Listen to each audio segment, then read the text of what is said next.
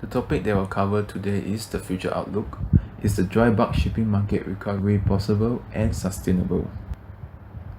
The dry bulk sector has been in a slump, leaving a lot of dry bulk shipping companies in doldrums. Low earnings for dry bulk ships were too low to cover many companies' operating costs, and vessels are suffering partly from a slowdown in the rapid growth of demand for dry bulk goods, but principally from the flood onto the market of new ships ordered during the industry's boom from 2002 to 2008. But there are some though who believes that the worst is over for dry bulk sector after suffering from the worst slump in 3 decades. Despite this, there have been few studies to investigate where this sector is actually going. Next, I'll be covering some background of the research. During the past decades, the world economy has demonstrated stable growth, occasionally interrupted by recessions of different magnitudes. According to DNV, the bulk shipping sector boom was driven by Chinese steel production, which peaked as close to 50 million tons per month in 2008. An immediate demand for shipping resulted in the rapid contracting of new vessels. Squeezed shipyard capacity led to substantial growth in new building prices. For example, new capesize bulk carrier prices increased from $30 to $40 million in 2003 to $95 to $100 million in 2008. In addition, in 2008 to 2009, the world shipping order book was close to 50% of the existing world fleet. Then in 2009 to 2010, the world economy was at its weakest state since the Great Depression of the 1930s. The maritime industry represents a vital link in international trade, providing an efficient method of transporting large volumes of basic commodities and finished products. In 2012, more than one-third of all international seaborne trade consisted of dry bulk cargo. The importance of dry bulk industry lies in the fact that it carries an estimated 4 billion tons of dry bulk cargo by sea, thus maintaining the global trade and the industry. The performance of the dry shipping market depends on the demand for and supply of bulk shipping services, as well as the characteristic of the market structure. The importance of shipping cycle in the case of dry bulk carrier is that they plays a vital part in the economics of shipping industry by managing the investment risk, where there is a large uncertainty about the future. The research aim of this paper is to analyze the dry bulk shipping market and forecast its future direction. This is to investigate whether market recovery for the dry bulk shipping market is really possible and sustainable. This is the core objective of this paper. The second objective is to identify and discuss the variables that directly and indirectly impact the dry bulk market. The research question is as follows. Number 1. What are the core determinants of market recovery and can it be measured? Number 2. What are the variables affecting the dry bulk shipping market? And number 3. How do the variables affect the dry bulk shipping market? Next, I will highlight some key literature of the research. Understanding the concept of shipping cycle is the key to grasping the movement of shipping markets. The dry bulk shipping industry is highly cyclical. A review of literature have shown that it regularly goes through periods of high ordering of capacity and high freight rates, as well as through periods of surplus of shipping capacity and low freight rates. The industry goes through 4 distinct stages. The 4 shipping stages described are a mechanism for coordinating supply and demand in the dry bulk shipping market. The 4 stages are: number 1, through. A surplus of shipping capacity pulls down freight rates near operating costs, and ship owners are forced to sell ships. Decommissions and sales increase while the shipbuilding order books decline. Number 2, recovery. Supply and demand move towards balance while freight rates increase above operating costs. Number 3, peak. This is when freight rates are high and several times operating costs. Owners become very liquid and shipbuilding order books expand. And lastly, collapse is when supply overtakes demand and freight rates fall again.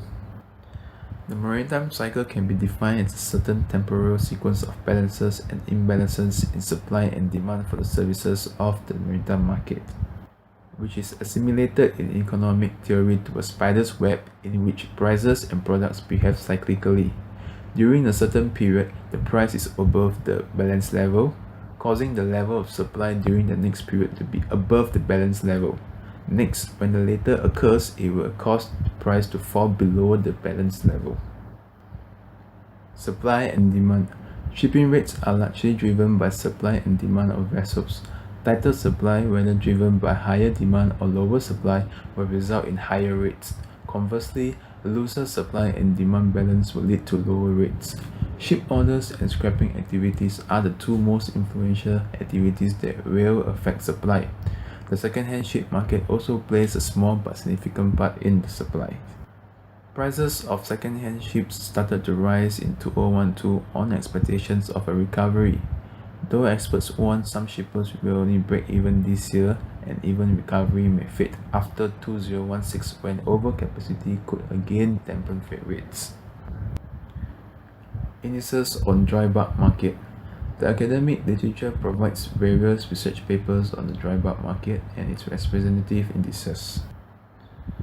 Many of the industry indices are reliable as indicators of market developments in shipping. Therefore, different approaches to index calculation are available and the results are compared against the existing indices in the industry. Large amount of data, weighted unit value indices are quite robust to weighing, matching, and quality correction. Also, they perform a behavioral analysis which shows that there are no structural quality aspects that influence prices indices. Due to the fact that Baltic Dry Index is computed as an equally weighted average of the sub-market indices, BDI weighs more on larger size market. Thus, as a reference indicator, BDI may produce larger size bias. By analyzing a dynamic factor model of the change rate of BDI constitutes indices, we can be able to synchronize and endocrinize the sub-markets in a unified framework. Next, we will discuss on the research methodology. Research design can be grouped into three categories: exploratory, descriptive, and/or casual design. This paper will be conducted using an exploratory design as it focuses on gaining insights and familiarity for later investigation. The goal of this design is to gain familiarity with basic details, settings, and concerns to address the research questions and achieving research objectives. The study was conducted to analyze and discuss on the dry bulk market's possibility of recovery and the variable factors that may affect it, since there are few studies available on this issue. The study consists of qualitative study with 6 participants in Singapore in a focus group with vast knowledge on the dry bulk shipping industry. Limitation of the study is the lack of geographical coverage, as data gathered are only from Singapore, so it lacked international insight. Perceptual misinterpretation of participants' view may also be potentially limiting the study as well. The researcher limits the study to only the dry bulk market and biasness may occur. Unit of analysis. The unit of analysis is the major entity that is being analyzed in the study. It is the what or whom that is being studied. In social science research, typical units of analysis include individuals, groups, and social organizations. One of the biggest challenges in conducting qualitative data analysis is deciding on what piece of the data constitutes a meaningful unit to analyze. A unit, by definition, is a single undivided entity or whole, so in qualitative data analysis, a unit would be a single undivided entity upon which the study directs its analysis and expresses its qualities it perceives in that element. In this paper, the unit of analysis will be the focus group and the individual participants. Some theorists believe that the individual or the group should be the focus of the analysis instead of the unit of analysis though. Data collection method. The researcher undertakes a qualitative approach as the main research method. Qualitative research seeks to understand a given research problem or topic from the perspectives of the local population it involves. The strength of qualitative research is its ability to provide complex textual description of how people experience a given research issue. The researcher decided to employ focus group as the primary research method, which is effective in eliciting data on the cultural norms of the group and in generalizing broad overviews of issues of concern to the cultural group represented. The nature of this type of research is exploratory and open-ended, and small number of people were involved. Participants are asked to respond to general questions, and the group moderator probes and explores their responses to identify and define people's perception, opinions, and feelings about the topic or idea being discussed, and the degree of disagreement that exists in the group. Secondary data collections is literally defined as second-hand collection and have been collected, analyzed, and made available from other sources. Sampling strategy. The sample has to be selected to be as representative as possible of the target population and is enough numbers to provide valid answers. It is not the intention of focus group studies to produce conclusions that can be generalized beyond the context in which they are conducted, so random sampling is not necessary. The sample should be chosen to reflect those segments of the population who will provide the most meaningful information in relation to the project objectives. Sampling method. Selection of a sampling method for a research paper depends on a number of related theory and practical issues such as the nature of the study, its objectives, and the time and budget available. Non-probability sampling method will be used in this study as a means of selecting the sample from the target population using the basis of their availability or because of the researcher's personal judgment that they are the representative. Sampling frame is a list of all elements in the population of interest. The sampling frame operationally defines the target population from which the sample is drawn and to which the sample data will be generalized. The sampling frame for this project is constructed from the directory of shipping companies gained through the Shipping Association Directory of Singapore of Ship Owners Online, as well as general internet searches from industry knowledge of firms. Sampling size. Considering the cost in terms of time and resources, the researcher has decided on a sample size of 1 with a group size of 6. There are several reasons why it's advisable to keep groups as small as possible while still being able to elicit the breadth of responses required. Large groups are unwieldy to manage, allow free riding, and can be apt to fragment as subgroups form. Also, it may be hard to obtain an accurate recording of data as the amount of people in discussion may be difficult, if not possible, to track. Method of data analysis.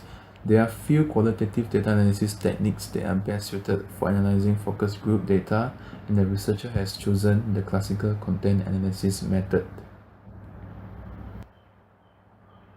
Within Morgan's 3-element coding framework, there are 3 unique ways to use classical content analysis with focus group data. Number 1, the analysis can identify whether each participant used a given code. Number 2, the analyst can assess whether each group used a given code. And number 3, the analyst can identify all instances of a given code. Data analysis and findings. The result of the content analysis shows a certain relationship between categories. The dry bulk market is indirectly influenced by the trends in the global economy and more specific by changes in gross domestic product and industrial production of the commodities market. When the source of domestic raw materials like oil and coal begin to get exhausted, countries have to start importing from other countries. When local resources are depleted, then countries have to rely on imports, and this in turn boosts the commodity needs, thereby increasing demand.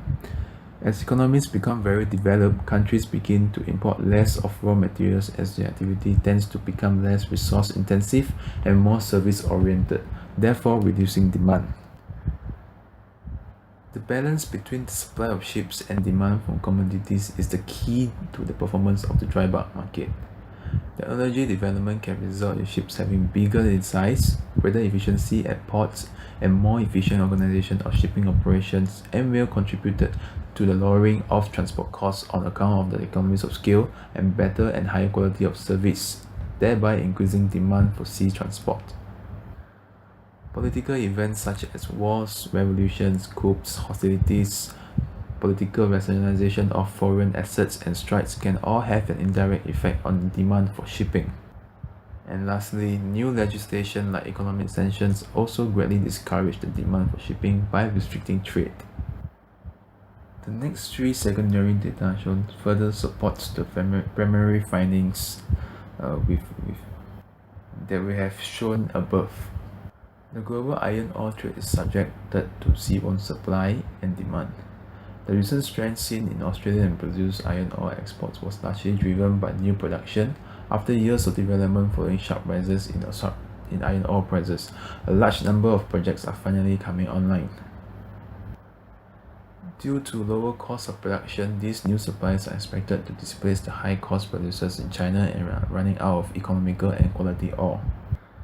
The corn market is also seen to be improving as prospects for exceptional yields in the US and EU help to boost the global corn forecast. World total grains consumption is projected to grow by 2% year-on-year, with much increase on animal feed, particularly maize. During the year 2011-2013, the supply side of vessels has been a concern because overcapacity was blamed for the dropping shipping rates.